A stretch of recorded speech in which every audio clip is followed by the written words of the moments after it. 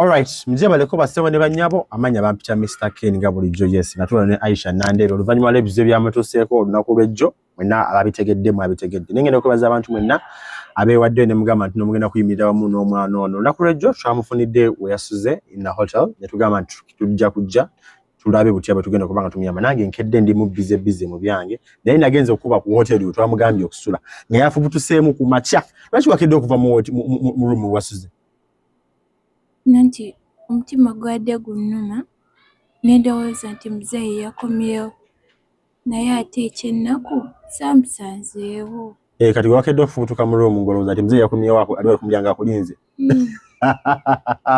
Rega bwenna tugenda kustreaminga live ku TikTok yange sawe ni nyini ne Aisha ono go wenna ina kyagala okuyamba ani Aisha twagambye yafunye family ku TikTok naga nti omwana wetu omuzaayo waabwe katumusondere tumufunire wasobola kubanga abeera tumufunire ka business wasobola kubanga yekwasa go wenna wo mutima musasi ngoli interested mu story ya Aisha tugenda live sawe eno yennyini muzaayo badde omukubiddeko ye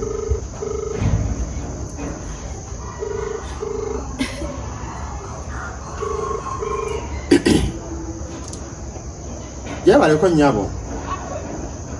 Jeba leko chemo. Amanya bampita Mr. Ken mukakata za Community Radio. Woteni mkukegete mpaja goli wako mwagachi. Mama Jowani, Chichi.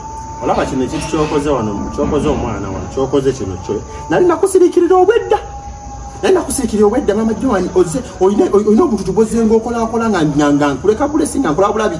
Osegera onakubira nga kusaba balance wange wane nyongereza ke byekisirusiru ne kubaako niko majwa nyagamba wampa information yenchamu ekwatagana ku mwana kugalizanga kyalani sirika kondo gere omwana kyamu kizake ebintu kubanga nanga agomanyiganga abana bange nkolerera nkolenze n'empeta nkolera abantu ekapeti atwakolera lwaki tomulinze muzeeyi akomolyo ko kime ebintu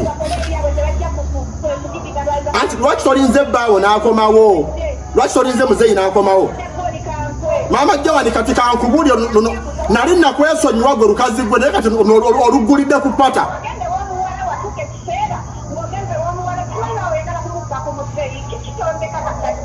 Mama Jowani kino kyokoze osuse woyina okukoma olwaleero ekyo nkubuli amazima